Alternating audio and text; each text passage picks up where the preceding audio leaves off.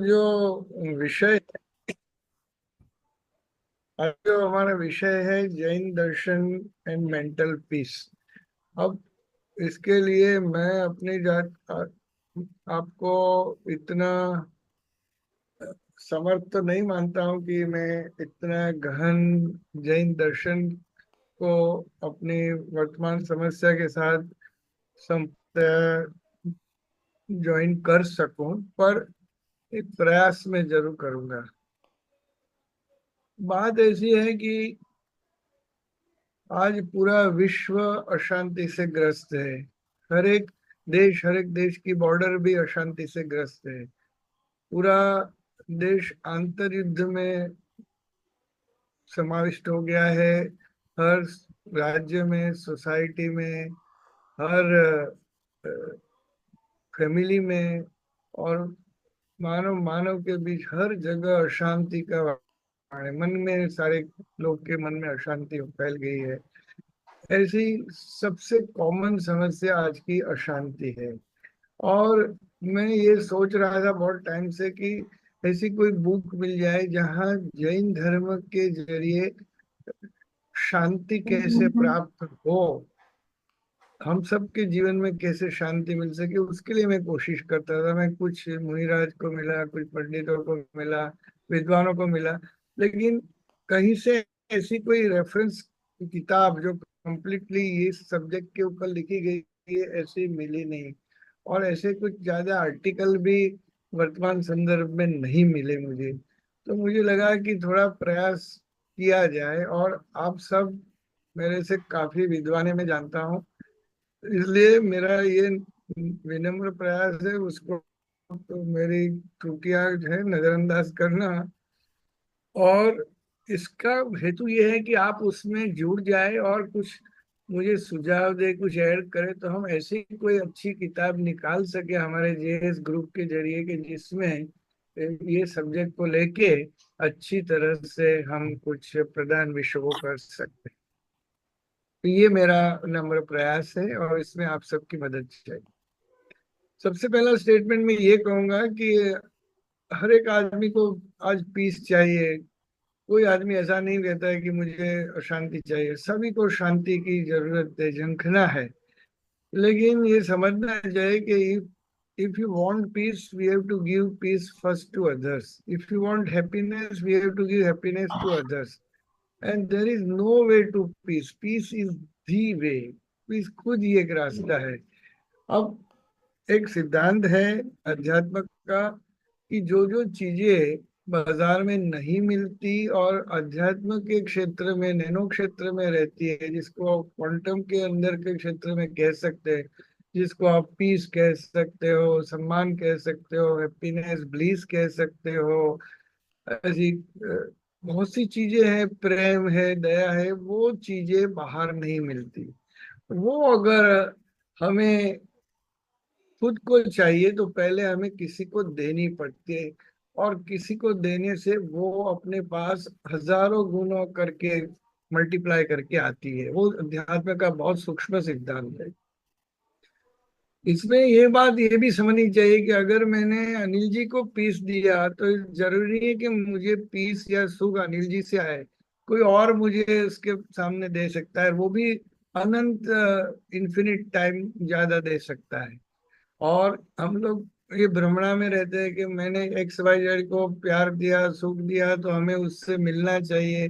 हमारा एक्सपेक्टेशन ऐसा होता है। अगर वो एक्सपेक्टेशन पूर्ण नहीं होता है तो फिर हमें गुस्सा आता है, दुख होता है, घृणा होती है, और राग द्वेष में हम पड़े जाते हैं। पर अध्यात्म क्षेत्र ऐसा कहता है कि आपने ये कर्म किया है तो कहीं और से आपको अनेक गुणा प्राप्त हुआ। और ऐसा ही उसका विरुद्ध का भी है। किसी को आपने दुख दिया, अशांति दी, तो वो बहुत टाइम मल्टीप्लाई होके कहीं और से आपके पास जरूर आएगी। तो हमें बहुत ध्यान रखना है कि पीस अगर हमारा ध्येय है, हमें सबको पीस देना है। सुख हमारा ध्येय है तो सबको सुख देना है।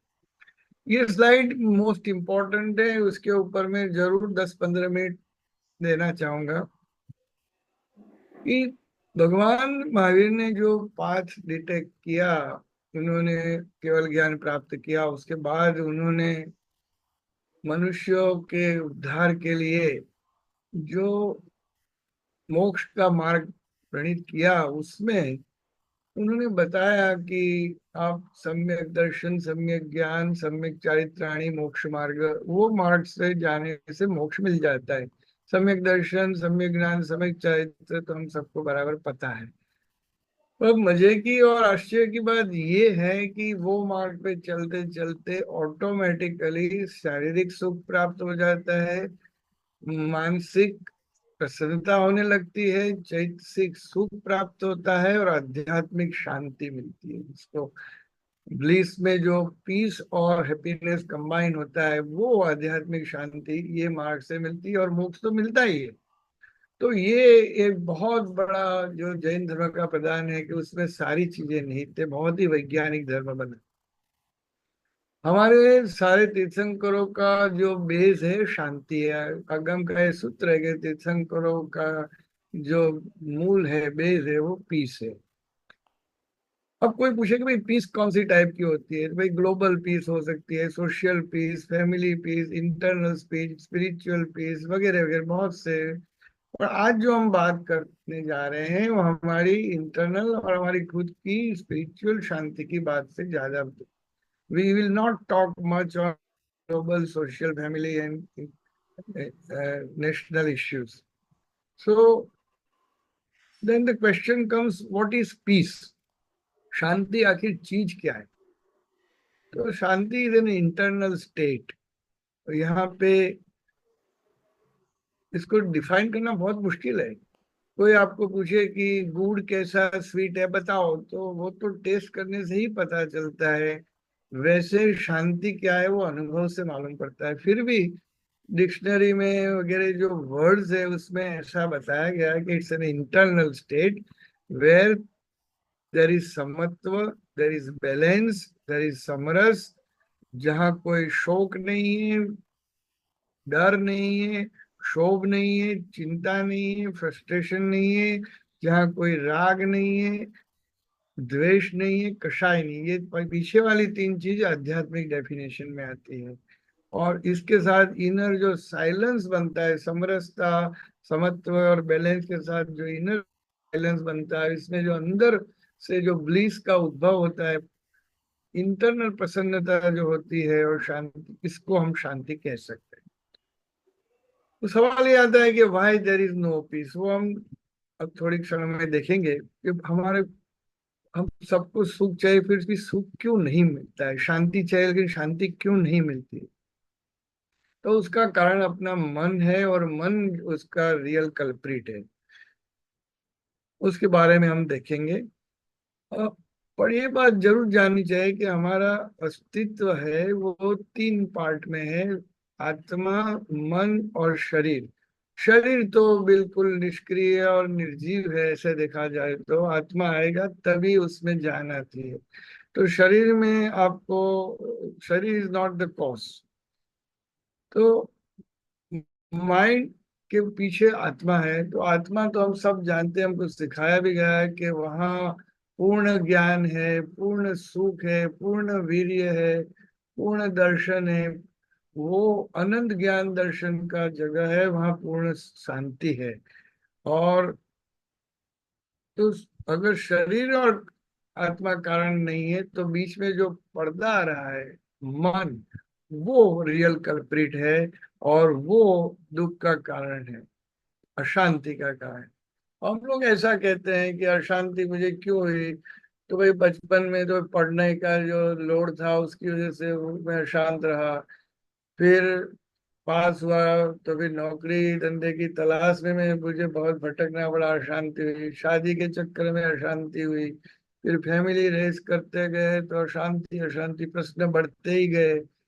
फिर कमाने का, फिर कीर्ति कमाने का, वो सारे स्ट्रेस बढ़ते गए और शांति फैलती गई। करना, बच्चों के साथ मिलन करना, वाइफ वगैरह के साथ सेटिंग, माँ बाप और सबका ध्यान रखना, और उसके साथ जितने लोग जुड़ते जाते, सभी से कहीं ना कहीं शांति के बदले हम अशांति ही पैदा करना सीखे हैं। हालांकि हमें सीखना चाहिए कि सबके साथ शांति से कैसे अच्छी तरह से बर्ताव किया जाए, कैसे शांति हमें खुद को प्राप्त करनी चाहिए। और उसके साथ गवर्नमेंट इश्यू से लेके बहुत से बाहरी इश्यू है जो हमें तंग करते हैं, वर्क प्लेस में जो मुश्किलें होती है, ट्रैफिक समस्या, आजकल तो मोबाइल इंटरनेट वो सारी चीजें इतना कोलाहल करती है तो हम अशांत अशांत हो गए। अरे ये युवानों की क्या बात करें, युवान लोग तो आजकल पूरे के पूरे मोबाइल में डूब गए। इवन वृद्ध लोग को मैं देखता हूँ 4 4 घंटे 6 6 घंटे मोबाइल में, व्हाट्सएप में, इंस्टाग्राम में फंसे गए। तो ये सारी चीजें मन को शांति देने के बदले अशांति देती। कस्तूरी मृग की याद यहाँ आती है, जैसे कस्तूरी मृग सुख की खोज में चारों बाजू घूमता रहता है, माथा पछड़ के मर जाता है, पर वो उसको सुगंध कहाँ से आती है वो मालूम नहीं पड़ती। वो सुगंध की खोज में पूरी दुनिया जाता है, पर उसको सुगंध कहाँ से आती है वो पता नहीं चलता, और अल्टीमेटली इट डाइज। पर उसके अंदर ही पूरा सुगंध का कुंड पड़ा है। वैसे ही हमारे आत्मा के अंदर पूरी शांति पड़ी है, और हम शांति की खोज इसलिए करते हैं क्योंकि वो हमारे आत्मा का निहित तत्व है, और हमें वो पता नहीं, इसलिए हम बाहर ढूंढते फिरते हैं, और कस्तूरी मृग की तरह सारी दुनिया घूम के हम कुछ प्राप्त नहीं करते, मृत्यु करके फिर चले जाते हैं नई दुनिया में। ये एक बड़ा कमभाग्य है। तो जीते जी हमें जान लेना चाहिए कि शांति अंदर है। ये जो बाहर के कारण जो हमने बताए वो अशांत नहीं कर सकते। हमारा जैन धर्म ऐसा कहता है कि हमें पैसा कमाना है, कंपटीशन करना है वगैरह के पीछे, या किसी के साथ बनती है किसी के साथ नहीं बनती है, इस सभी के पीछे मोह है, अज्ञान है। उसके मोह के दो पुत्र है, राग और द्वेष, वो कारणभूत है। राग के दो पुत्र लोभ और माया है, और द्वेष के दो पुत्र है, क्रोध और अभिमान है। और ये 7 जन का परिवार, उसके साथ पैदा होती है ईर्ष्या, असूया वगैरह सारी चीज। ईर्ष्या से लेके बहुत सी जो नेगेटिव फीलिंग है, इसमें डर भी आ जाता है, सब आ जाता है। वो पूरा संसार हमारा चलाता है, हमको दुखी करता है, अशांत करता है। जब हम लोग थाईलैंड गए थे, आप भी गए होंगे, आपको पता है कि वहाँ एक गोल्डन बुद्धा की स्टेच्यू है। तो वो स्टोरी क्या है कि कई सदियों तक एक बुद्ध मंदिर में भगवान बुद्ध की मिट्टी की मूर्ति की पूजा की जाती थी, और रोज उसके ऊपर तरह तरह के आभूषण और फूल वगैरह चढ़ाए जाते थे। पुजारी ने एक दिन जब सफाई करने को ट्राई किया तो कहीं नीचे उसको मिट्टी खिस गई, और उसको कहीं येलो कलर का कुछ दिखा। तो उधर उधर थोड़ा खिसकाने से उसको पता चला कि अंदर तो मेटल की कोई चीज है। और फिर पता चला कि ये तो पूरी भगवान बुद्ध की स्वर्ण की मूर्ति है, और वो गोल्डन बुद्ध जो अपना टेम्पल है, वो सिमिलरली हमारे अंदर पूरी शांति शांति। हम थोड़ा इधर उधर खिसका है तो मालूम पड़ेगा कि वो बाप रे कितना। जैन धर्म हमें ये शांति को कैसे प्राप्त करना वो बताता है। बाहर के जो कारण मैंने गिनाए वो इररिलेवेंट है, और जो रियल कारण है वो अंदर है, वो बताने का जो जैन धर्म का प्रयास है वो बहुत ही वंदनीय है, सटीक है, और उसको फॉलो करना है। हम जानते हैं कि 4 चीजें दुर्लभ है। मनुष्य जन्म दुर्लभ है, मनुष्य जन्म मिला तो फिर उसमें धर्म का श्रवण मिलना वो दुर्लभ है, मतलब सम्यक ज्ञान की प्राप्ति या तो गुरु के जरिए या तो शास्त्र के पठन के। और बाद आता है कि आप अगर ये प्राप्त करो तो धर्म में श्रद्धा होना और भी दुर्लभ है। और बहुत से लोगों को धर्म की श्रवण करने के बाद श्रद्धा नहीं होती, इसलिए आगे नहीं बढ़ते। और अगर मान लो श्रद्धा मतलब सम्यक दर्शन भी थोड़ा चालू हुआ, और अगर आपने उसको अमल में नहीं किया, सम्यक चरित्र में नहीं गए, तो भी मनुष्य जन्म सफलता डाउटफुल हो जाता है। इसलिए जैन धर्म बहुत पहले से यही कह रहा है कि भाई तुम्हें सारी चीजों, संसार की जो जड़ है वो मोह है, राग है, द्वेष है, और ये चार कषाय, और उन जो पूरी जो रचना है वो ही आपको दुख और संसार के चक्कर में डाल रही है, उससे मुक्ति कैसे पाई जाए। और पूरा धर्म इसी के बेस पर बना है। तो धर्म can only bring you solace and can unwell the inner peace. और जैन धर्म का और सभी सच्चे धर्म का काम, ये मन की जो वृत्तियां है, जो मन में से क्या क्या पैदा होता है, तो मन अपना राग और द्वेष, मोह के साथ राग द्वेष और क्रोध मान माया लोभ पैदा करता है, और वही भूतकाल भविष्य काल में घुमाता है, मन को चंचल रखता है अपने को, और साथ में जो पास्ट और फ्यूचर के बीच में घूमता रहता है। ऐसे म- मन जो सभी का कारण है, उसको संपूर्ण अपने कंट्रोल में लेने की जो प्रक्रिया है, वो जैन धर्म के पूरे सिद्धांतों में, व्रतों में वगैरह में निहित है। इसलिए मन में से अमन, मन को संपूर्ण तया कंट्रोल करना या नाश करना, वो ही जैन धर्म की उपलब्धि मानी जाती है कि भाई आप आत्मा का प्रकाश दिखाओ, मन को शांत कर दो। तो अगर आत्मा प्रकाशित हो जाता है तो आपका काम बन गया। और इसलिए रत्नत्रयी मोक्ष मार्ग की स्थापना हुई, सम्यक दर्शन, ज्ञान, चारित्राणी, मोक्ष मार्ग। और अहिंसा हमारा मेन टेनेट रहा। अहिंसा, अपरिग्रह, अनेकांत हमारे मूलभूत सिद्धांत रहे। और इसलिए दिगंबरों में जो 10 लक्षण धर्म की बात आती है, वो अपने 10 मुख्य गुण बताए गए। और शुद्ध धर्म की प्राप्ति बहुत जरूरी है। उसके चार का शरण, जैसे अरिहंत, सिद्ध, साधु और केवली प्ररूपित धर्म के शरण में जाना, हमें सभी को सुकृत की अनुमोदना करना है, और दुष्कृत की, अपने खुद के किए दुष्कृत की गर्हा निंदा करना, वो शुद्ध धर्म की प्राप्ति के लिए जरूर है। इसलिए हमारे वहाँ सूत्र आया, शिवमस्तु सर्व जगत परहित निरता भवन्तु भूतगणा, दोषाः प्रयन्तु नाशम, सर्वत्र सुखी भवतु लोक। तो चलो, हम इतने फाउंडेशन के बाद थोड़ा शॉर्ट में देख ले एक एक चीजें कैसी हमारे में बताई गई है, क्योंकि ये तो पूरा सब्जेक्ट एक दिन का सेमिनार हो सकता है, ऐसा है। पर I will try to give some points based on my little understanding for you to churn and give me further guidance. आज के फास्ट पेस स्ट्रेसफुल लाइफ में मेंटल पीस कैसे ली जाए, कथम स्वस्थम स्तेयम, हम कैसे स्वस्थ रह सकते हैं। तो ancient Jain wisdom offers timeless practices. तो हमने ये देखा कि why we are restless, why we don't have peace, and the business of our mind जो है थॉट्स, डिजायर, परवर्जन, कषाय, राग द्वेष वगैरह, जो दुखों और अशांति का कारण है, हमने समझ लिया। तो जैन धर्म उसके सामने क्या देता है, उसका हमारा फाउंडेशन जैन धर्म के अहिंसा है।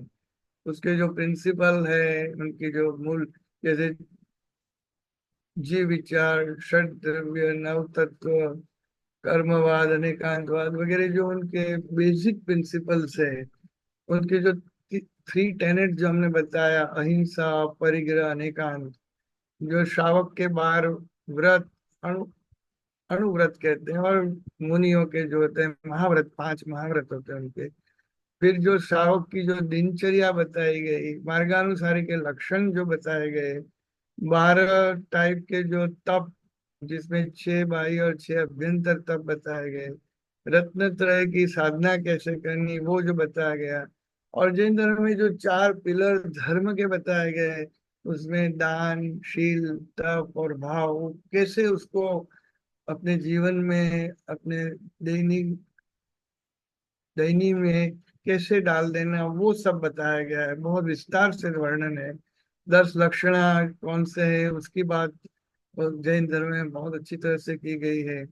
हमें रोज 6 आवश्यक, जिसको षड आवश्यक कहते हैं, जो सामायिक से लेके 24 दिन स्तवना, फिर गुरुवंदन, प्रतिक्रमण, प्रत्याख्यान, प्रायश्चित जो भी है। प्रायश्चित के अंदर हम करते हैं काल सर्ग, और प्रत्याख्यान मतलब वापिस ऐसा नहीं करेंगे, ऐसा ज्ञान। फिर 16 भावना की बात आती है, अप्रमत्त जीवन जीने की बात है, समता के गुण लाने की बात है, 5 समिति और 3 गुप्ती। जैसे हमें एक ऐसी वाड़ बनानी है जीवन के अंदर कि जैसे जो भी काम करे वो सावधानी से करे और मिनिमम इन्वॉल्वमेंट करे। हम लोग हर जगह किसी न किसी को मिलते रहते हैं, नया नया कमिटमेंट करते रहते हैं। तो यहाँ बताया गया है कि जो बिल्कुल जरूरी है ऐसे ही मन, वचन और काया की प्रवृत्ति करो, जैसे मन अशांत न हो, दुखी न हो, कुपित न हो। और 5 समिति भी, जो भी काम लो वो बहुत समता पूर्वक और बहुत जहना पूर्वक जागरूकता से करो। फिर कुछ मंत्र जाप भी दिया गया है, सूत्र भी दिए गए हैं, नव स्मरण की बात है, नवकार मंत्र की बात है, ऋषि मंडल की बात है। फिर मेडिटेशन और कायोत्सर्ग और अन्य ध्यान की साधना की बात है। और स्वाध्याय, जिन कथा, लिटरेचर, ये सारी चीजें इस तरह से बनाई गई है कि हमारे मन में कोई अशांति न रहे, सुख ही सुख और शांति ही शांति प्राप्त हो। अब ये सारी चीजें तो मैं आपको बताने के लिए न तो अपने आप को इतना समर्थ मानता हूँ, न तो हमारे पास इतना समय है। पर इसी में सारी चीजों का जवाब है। अगर जैन धर्म को सबसे रिलेवेंट धर्म कौन है आज की तारीख में, तो जैन धर्म है, आप सब जानते हैं और मानते हैं। अगर इसको सारे लोग कोई न कोई तरीके से अपने जीवन में आजमाए, तो विश्व की, देश देश की, बॉर्डर्स की, राज्यों की, फैमिली की, सोसाइटी की और अपने खुद के जीवन की काफी हद तक समस्याओं का समाधान हो जाता है। ऐसी सारी चीजें जैन धर्म के वर्णन में आती है। इसमें कोर प्रिंसिपल जैसे मैंने बताया, अहिंसा, अनेकांत, अपरिग्रह। भगवान अपने परम शिष्य गौतम स्वामी को बार बार ये कहते थे, समयम गोयमा माँ पवाइए, हे गौतम एक क्षण का भी प्रमाद न कर। आप तो सब जानते हैं क्षण मतलब indivisible element of time. Be vigilant, stay aware. अब गौतम स्वामी इतने महान शिष्य, इतनी खुद की इतनी पात्रता थी, उनको भी भगवान आगे कहते कि हे गौतम एक क्षण भी प्रमाद मत कर, जागरूक रहे, एक भी विचार मन में गलत ना आना चाहिए, वाणी से एक शब्द भी गलत बाहर ना आना चाहिए, और शरीर से एक छोटा भी खराब कार्य नहीं होना चाहिए। एक एक क्षण में अगर सावधानी रखेंगे, वो जैन धर्म की जो परंपरा है, जो सिखा सीख है, वो समय महात्मा, ये अप्रमत्त अवस्था। साथ में दूसरी बड़ी चीज समता की भी है। हर चीज में आप समत्व में आओ, समता रखो। समत्वम योग, ऐसा भगवान कृष्ण गीता में भी कहते हैं। तो समता एक बहुत बड़ी चीज है, इक्वेनिमिटी। और फिर बात तो आती है कि अगर अज्ञान और मोह का आप विजय कर लेते हैं, राग और द्वेष को आप कंट्रोल कर लेते हैं, तो आप जीत जाते हैं। फिर क्रोध, मान, माया, लोभ आपको, आपके अंदर पैदा नहीं होंगे। और हिंसा का जन्म भी राग और द्वेष से ही होता है, इसलिए ये सारी चीजों को दूर करनी चाहिए। तो जैसे पतंजलि योग सूत्र में अष्ट अष्टांग राजयोग की बात है, बौद्धों में भी जो अष्टांग मार्ग है। ऐसे हर एक जगह में कोई ना कोई धर्म में मार्ग बताया गया है। ऐसा जैन धर्म का जो मार्ग है उसमें भी ये सारी चीजें पर बहुत अच्छी तरह से, इतनी लाइफ में आप रेगुलरली कर सके ऐसी कुछ चीजें बताई है, उसके ऊपर थोड़ा ध्यान करेंगे। उसमें जो पाथ ऑफ धर्म है, जैसे हमने शॉर्ट में तो देखा है कि अहिंसा, संयम, तप, देवावीतम नमन संति, जस धम्मे संयमनो। किसकी बात करते हैं? अहिंसा, संयम और तप, ये तीन इतने बड़े लक्षण है अ, धर्म के, कि जिसका, जो लोग ये धर्म की अनुष्ठान करते हैं, धर्म को पालन करते हैं, उसको तो देवो भी नमस्कार करते हैं, ऐसे आगम में लिखा है। धम्मो मंगलम अहिंसा संयमो तो देवावितम नमंसन्ति जस्य धम्मे सयामन। अहिंसा के साथ बाहर जो व्रत है श्रावकों की, उसकी डिटेल डिस्कशन तो मैं नहीं कर पाऊंगा यहाँ पर। आप सब जानते हैं कि सत्य, अहिंसा, अस्तेय, ब्रह्मचर्य और परिग्रह, वो पांच, और बाकी शिक्षा व्रत और गुण व्रत कुल मिला के 12 व्रत होते हैं। और शल्य त्याग की भी बात है, जैसे माया, निदान और मिथ्यात्व। निदान मतलब डिजायर, माया, डिजायर और मिथ्यात्व, ये तीन बड़े शल्य है, अंदर कांटों की तरह चुभते हैं, उसको निकालने की बहुत अच्छी तरह से बातें समझाई गई है, और तप की भी बातें हैं। और हमें रोज करने के लिए सामायिक प्रतिक्रमण, मेडिटेशन, कायोत्सर्ग, सोल भावना का भावन, पंचसूत्र वगैरह अच्छे अपने धर्म सूत्रों का श्रवण या पठन, रोज स्वाध्याय करना, और नवस्मरण वगैरह का रोज पाठ करना, वो सिंपल प्रैक्टिस बताई गई है। और रिफ्लेक्शन करना है, साथ में आहार विज्ञान, तिथि विज्ञान, ये सारी चीजें मिलती हैं तो हमारा धर्म उसमें से प्रकट होता है। और अहिंसा, अपरिग्रह, अनेकांतवाद के लिए तो मैं इतने विद्वान वडीलों के सामने क्या ज्यादा बोल सकता हूँ, पर अहिंसा मतलब non violence to any and all life forms की बात है। सूक्ष्म और बहादुर कोई भी प्रकार की हिंसा नहीं चाहिए, न मन से चाहिए, न वचन से, न क्रिया से चाहिए, न करना है, न करवाना है, न अनुमोदना करना है। और peace in thought, speech and action, macro and micro form, that is what is the ahimsa. No anger, no revenge, all compassion, इसलिए ऑटोमेटिकली कंपेशन से पीस आ जाती है। अपरिग्रह में नॉन अटैचमेंट, जितनी मिनिमलिज्म हम करते हैं, डिक्लटरिंग करते हैं, उतना ही हमारा मन शांत हो जाएगा। जितनी चीजें हम ज्यादा ग्रहण करते हैं, तो उसको तोड़ने में हमारा जीवन पूरा डिस्टर्ब हो जाता है। इसलिए फ्यू थाई वांट्स, भगवान ने एक जगह पे बोला है कि संयोग मूला जीवेण पत्ता दुख परंपरा तस्मा।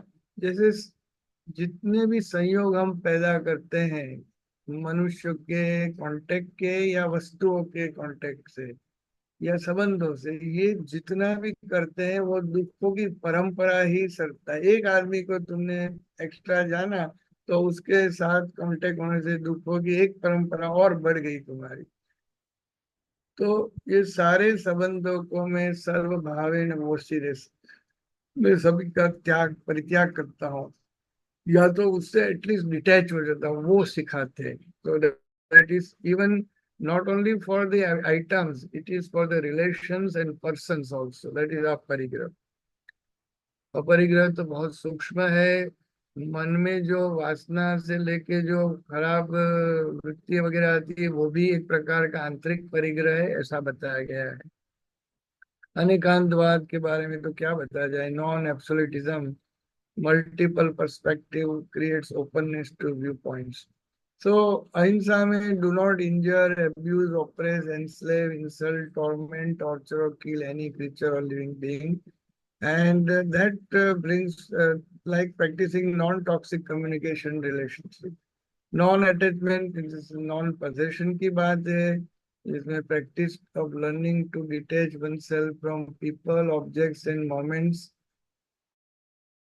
To focus on leading happy and purposeful life. Material things, relationships, high senses के प्लेजर और फीलिंग, सारी चीजें इसमें आ जाती है। और नॉन एब्सोल्यूटिज्म के अंदर तो आप जानते हैं कि truth is in way relative, based on viewer's perspective, context and conditions. So हम, हमारी बात कोई सच ऐसा नहीं कह सकते, दूसरों की बातों को भी महत्व देना है। और जो अनेकांतवाद हम वाणी में यूज करते हैं, उसको स्याद्वाद कहते हैं। स्याद, this may also be true. Then रत्नत्रय की जो तीन ज्वेल्स है, हमारे सबसे बड़े ज्वेल्स जो हैं, सम्यक दर्शन, सम्यक ज्ञान, सम्यक चैत्य, righteous faith, righteous knowledge and righteous conduct, वो हमें हमारे जीवन में लाना है। और उसी की बेस के ऊपर, जैसे मैंने बताया, तत्व सूत्र का फर्स्ट श्लोक ही यही है, तो हमारा वो बेसिक प्रिंसिपल ये आता है। हमारे दिगंबर भाइयों के अंदर जो परिश्रम होते हैं 10 दिन के होते हैं, उसके अंदर 10 वर्च्यूज की बात आती है, जिसमें उत्तम क्षमा। ये अगर 10 वर्च्यूज अगर हम अपने जीवन में डाल दें, तो अपने जीवन की चर्या में, अपने व्यवहार में, वर्तन में, सब जगह अगर ये 10 वर्च्यू आ जाए, तो जीवन बाग बाग हो जाता है। शांति सुख सब मिल जाता है उसमें। Forgiveness, letting go of anger and रजिस, उत्तम मार्दव मतलब ह्यूमिलिटी, उत्तम आर्जव और उत्तम शौच। क्षमा जो है वो क्रोध, चार जो हमारे जो कषाय है उसमें जो क्रोध का हनन करने के लिए क्षमा अपना बहुत पावरफुल वेपन हो गया। अभिमान के लिए सामने मार्दव ह्यूमिलिटी चाहिए, तो अभिमान का क्षय होता है। माया के सामने आर्जव, जैसी सरलता जिसको कहते हैं। और लोक के सामने प्योरिटी, शौच, वो उसका जो दान देना और शुचि करना, वो चार महान कषाय शत्रुओं के सामने चार गुण ये चाहिए। ऐसे उसके साथ उत्तम सत्य, उत्तम संयम, उत्तम तप, उत्तम त्याग, उत्तम अकिंचन्य, उत्तम ब्रह्मचर्य।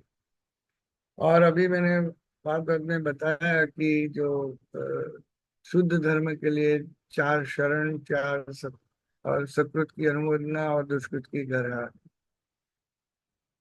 जैन धर्म के अंदर जो चार धर्म के जो पिलर्स बताए गए, उसमें दान, शील, तप और भाव की बात आती है।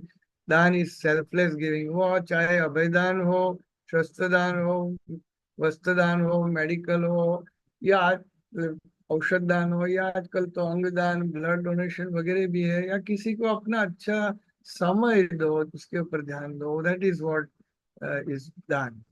Sheel is living with ethical discipline and morality. It upholds honesty and kindness in every interaction.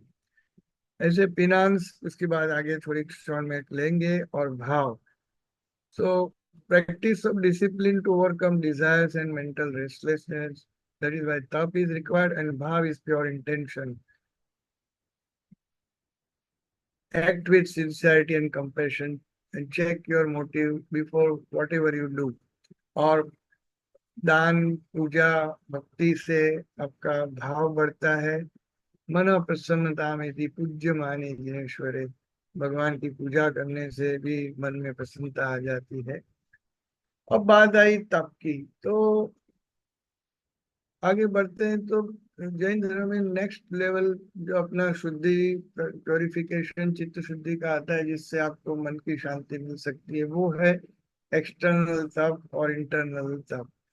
अनशन, उनोदरी, वृत्ति संक्षेप, रस परित्याग, काय क्लेशन, संलीनता, विविकता, क्षयासन, वो जो है वो शरीर की रक्षा के लिए है, शरीर के ऊपर कंट्रोल के लिए है। जैसे अष्टांग योग में यम नियम के बाद आसन, प्राणायाम, प्रत्याहार, ऐसी एक तरह की भूमिका है कि जहाँ पर एकदम ऐसा मत समझना कि this austerities are not self punishment, but it is regarding cultivating your simplicity, your resilience, your strength, mindfulness, and control. This austerity trains the mind to let go cravings, distractions, and negatives. So it's a very nice training actually. Practicing these stuffs remove mental clutter. पर वो सारे जो external तप है, वो actually जो base तैयार करता है इंटरनल तप के लिए। उसका मतलब ये नहीं है कि ये करने के बाद ही आप इंटरनल तप कर सकते हैं। इंटरनल तप तो आपको साथ में ही करना है। विनय, रिस्पेक्टिंग एल्डर्स एंड टीचर्स, व्यवच्च मतलब selfless service to your guru, your elderly, your sick people and दुखी लोग हैं उनकी सबकी सेवा करना। प्रायश्चित, रिपेंटेंस एंड सेल्फ करेक्शन, स्वाध्याय, सेल्फ स्टडी और spiritual study, and then comes dhyana and kayotsarga detachment. तो दीज आर इंटरनल।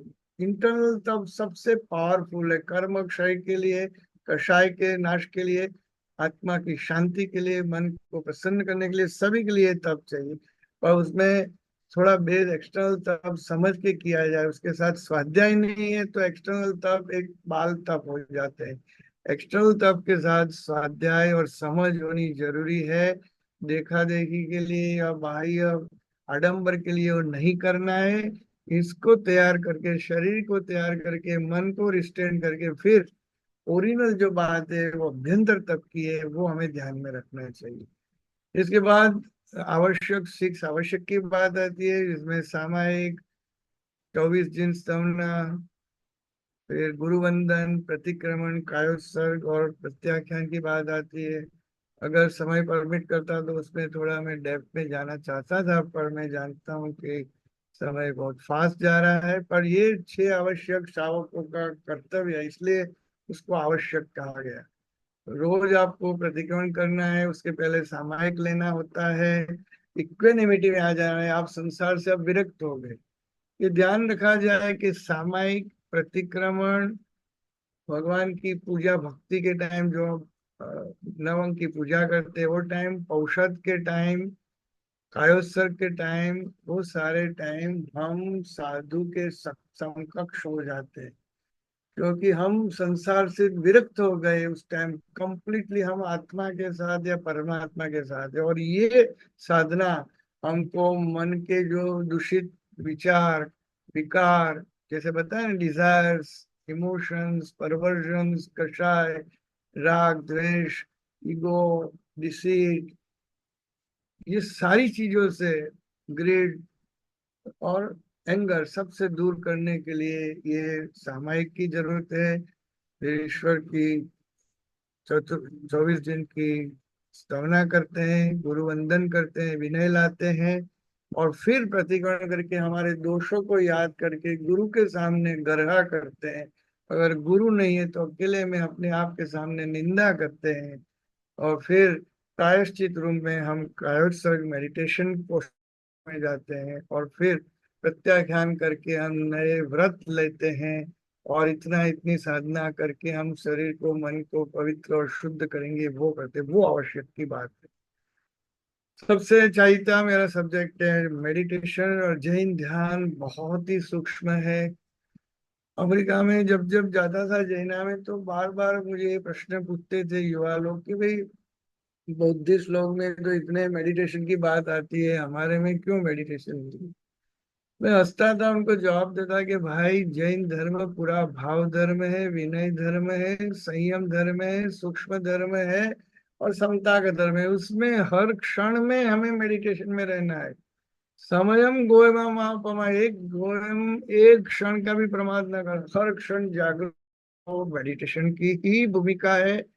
और हमारे में तो क्वांटिटेटिव मेडिटेशन के प्रकार तो है ही, जो जैसे कायोत्सर्ग, सामायिक प्रतिक्रमण वगैरह भी पावरफुल मेडिटेशन है। पर हमारे में तो क्वालिटेटिव मेडिटेशन की बात है, जैसे धर्म ध्यान, शुक्ल ध्यान, किस तरह का विचार किया जाए, कौन से सब्जेक्ट पे क्या सोचना, वो जो डिटेल है वो कोई और धर्म में मैंने देखे नहीं।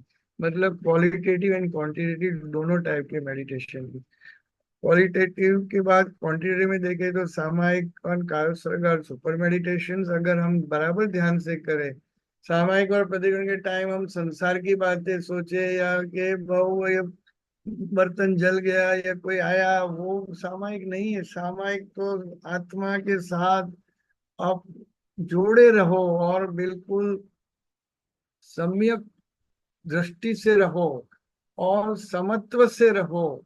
कोई भी प्रकार की लोभ शोक न करो, राग द्वेष न करो, वो सामायिक है। वो 48 मिनट्स का सामायिक, वो आपको दोषों को दूर करने में मदद करेगा। प्रेक्षा, विपश्यना, ग्रंथि भेद, वो भी अलग प्रकार के मेडिटेशन हमारे धर्म में बताए गए। आत्म ध्यान की बात है, भगवान तो हमेशा आत्मा के ऊपर, आत्मा से ध्यान करने की बात करते थे, वो सबसे फाइनल मेडिटेशन है। अब अगर योग शास्त्र पढ़ेंगे कलिकाल सर्वज्ञ का, तो उन्होंने पदस्थ, पिंडस्थ, रूपस्थ एंड रूपातीत ऐसे ध्यानों की भी बात करी है। ऐसे अलग अलग प्रकार के उन्होंने हृदय, पद्म, व्यंजन ध्यान ऐसी अलग अलग भूमिका बताई है। पेटल ध्यान बताया है, नव पंखुड़ी वाला कमल दिखाया है। वो सारी चीजें मेडिटेशन के अलग अलग प्रकार का वर्णन उसके अंदर है। और हमें क्या अवॉइड करना है, तो आर्त ध्यान और रौद्र ध्यान अवॉइड करना है। इष्ट का वियोग और अनिष्ट की प्राप्ति से हम जो जिस तरह से व्यथित हो जाते हैं, व्यग्र हो जाते हैं, तो हम आत्म ध्यान करने लगते हैं कि अरे अरे मेरा ये लूट गया, ले गया, इसने क्या किया, वो आत्म ध्यान है।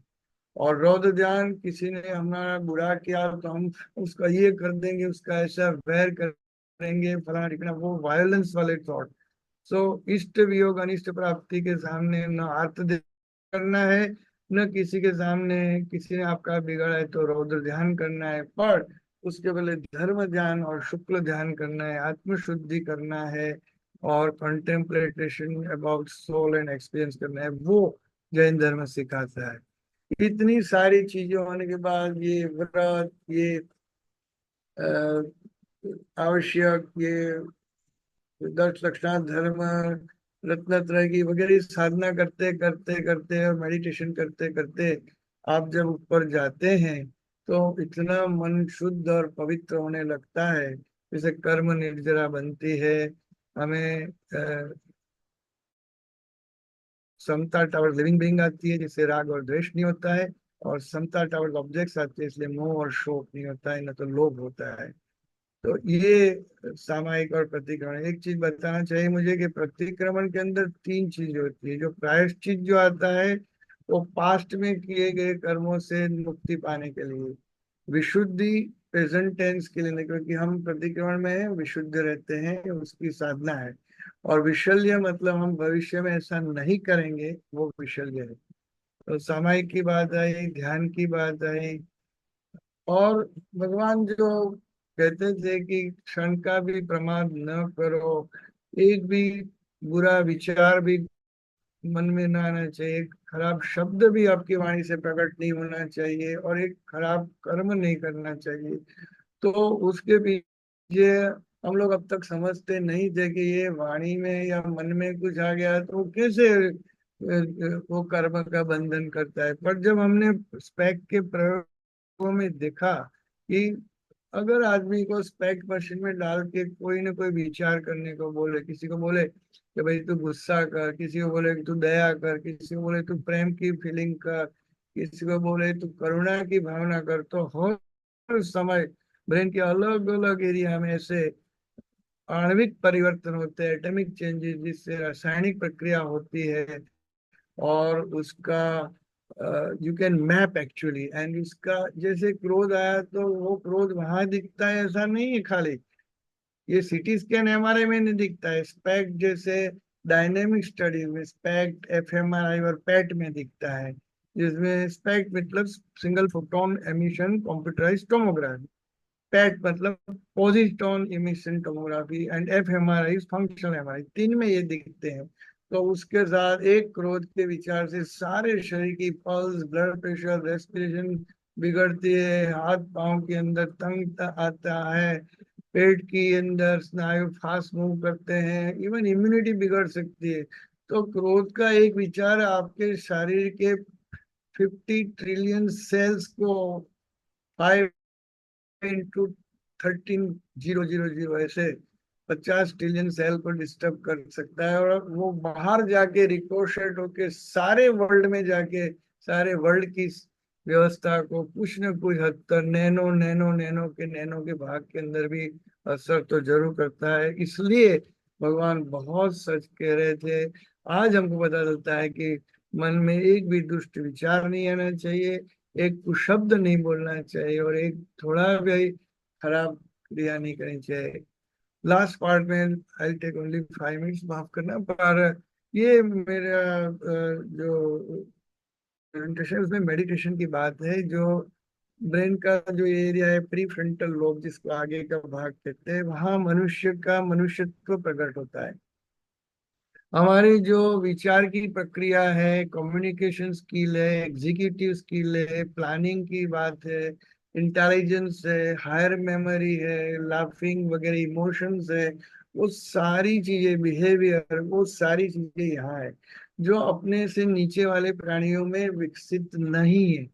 इसलिए हम ये सारे दुनिया पे राज करने वाले मानते हैं अपने आप को, क्योंकि हमारे पास ये कॉग्निटिव कैपेबिलिटीज है। और ये मेडिटेशन करने के टाइम भी आप देखेंगे कि ये रेड कलर जो है वो during 30 to 40 minutes deep meditation, जैसे आपने अच्छी तरह से सामायिक किया या प्रतिक्रमण किया, कायोत्सर्ग किया अच्छी तरह से या ध्यान किया, तो ये यहाँ 30% तक ब्लड सप्लाई बढ़ता है, केमिकल रिएक्शन बढ़ते हैं, जिससे आपकी ये जो संज्ञा मैंने बताई, इंटेलिजेंस, कॉग्निशन, मेमोरी, कम्युनिकेशन, बुद्धि, प्रज्ञा, emotions, behaviour, positive positive emotion, वो सारी चीजें आपकी बढ़ सकती है। तो जो आदमी रोज ध्यान करता है, रोज सामायिक प्रतिक्रमण का अभ्यास करता है, उसकी प्रज्ञा नेचुरली बहुत आगे बढ़ जाती है। और सबसे अहम बात यह है कि ब्रेन का जो लेफ्ट साइड का पार्ट है, जहाँ हमारी orientation to time, place and person है, जिसकी वजह से हमें विचार, विकार, वृत्ति आती है। दूसरे सब्जेक्ट के सामने हम खड़े रहते हैं तो हमें अभिमान प्रकट होता है, या हमें कुछ उसके प्रति राग द्वेष होता है, वो यहाँ से स्टार्ट होती है, लेफ्ट पेराइटल एरिया में से। और मेडिटेशन या कायोत्सर्ग की भूमिका में वो संपूर्णतया वहां से ब्लड सर्कुलेशन और मेटाबॉलिज्म कम हो जाती है, तो आप सम हो जाते हैं। न तो आपको अहंकार होता है, न राग या द्वेष होता है, न वृत्ति, न विचार। अगर आपने सच्चा मेडिटेशन, सच्चा सामायिक किया है, तो आप बिल्कुल समत्व की भूमिका में आ जाते हैं। वो साइंस कहता है। मेरा फ्रेंड एंड्रू न्यूबर्ग, अमेरिका में पेंसिल्वेनिया में, उसने ये प्रयोग 2002 में बताया था। तो ये मेडिटेशन और कायोत्सर्ग की भूमिका है, जिसमें मैं आत्मा हूँ के ऊपर हमारा ध्यान है, शरीर का हम पूरा विसर्ग करते हैं। शरीर का त्याग करना मतलब मर जाना ऐसा नहीं है, पर शरीर की भाव से हमको मुक्ति लेना है और आत्मा में स्थित होना है, या परमात्मा में चले जाना है वो। और उसके बाद आपको 12 भावना करनी होती है। अपना जो शांत सुधारस ग्रंथ है, विनय विजय जी ने लिखा है, वो बहुत ही बढ़िया।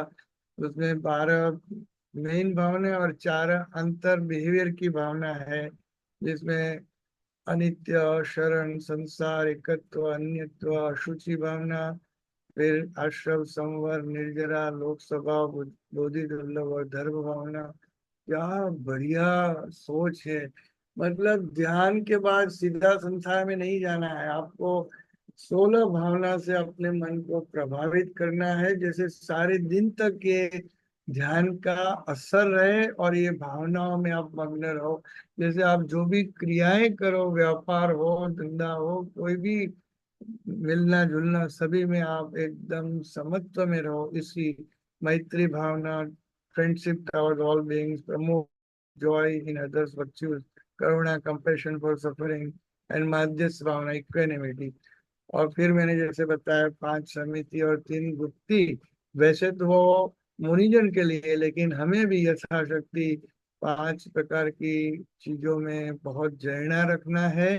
जैसे how to walk, how to speak, how to accept food, how to handle objects, and how to dispose things. और गुप्ति मतलब control of mind, control of speech and control of body, pure thoughts, truth and disciplined action. And then उसके बाद ये सारी क्रिया प्रक्रिया करते हुए, व्रत, नियम और तप करते करते और षड आवश्यक करते, ध्यान करते, उसके बाद 16 भावना भाते भाते जब हम मन को एकदम शांत और स्थिर कर देते हैं, तो हमें ऐसे कर्मवाद जैसे महान ग्रंथों का स्टडी करना चाहिए, अनेकांतवाद को समझना चाहिए, और क्रमबद्ध पर्याय समझना चाहिए। ऐसी बहुत सी चीजें हैं जो हमें अ, अ, ये सारी चीजों में से पूर्णतया शांति सुख दे। और हमें अल्टीमेटली मेरा जो कहना है कि जो सारी चीजें मैंने यहाँ मेरी मति के अनुसार, मेरी लिमिटेड बुद्धि के अनुसार, मेरा ज्ञान आपको मैंने पहले ही बताया कि भाई साहब आप मेरे सब गुरु है, पर मैंने एक कोलेशन किया है, कॉलेज बनाया है, वो आप ध्यान से देखो। और इसके ऊपर हमें ऐसा कुछ काम करना चाहिए कि जैसे सारे विश्व को हम शांति का संदेश दे सके, और अपने आप में शांति को जागृत करके हम पूर्णतया शांत हो जाए। और यही चीजें मैंने बार बार आपको बताई। सो हमें you have to see clearly, to live light, to act kindly, compassion, truth के साथ, cleanse regularly with meditation, reflection, forgiveness, live with detachment and reflections, अहिंसा, अपरिग्रह, अनेकांत से जीना है, और टॉलरेंस और ओपननेस रखना है, and stay steady, patience, self and discipline. Peace is not found outside, my dear respected senior, it is cultivated inside through right vision, right knowledge, and right conduct. So let us start with one small act daily, and one mindful pause, one letting go, and one forgiveness. So in any difficult situation, ये Parmagam Sarkya stanza 498 है, in any difficult situation, one must take time out to study the scripture and meditate.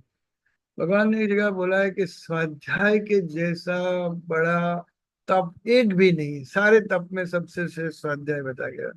और ध्यान उसकी एक चोट है, उसके ऊपर कुछ नहीं।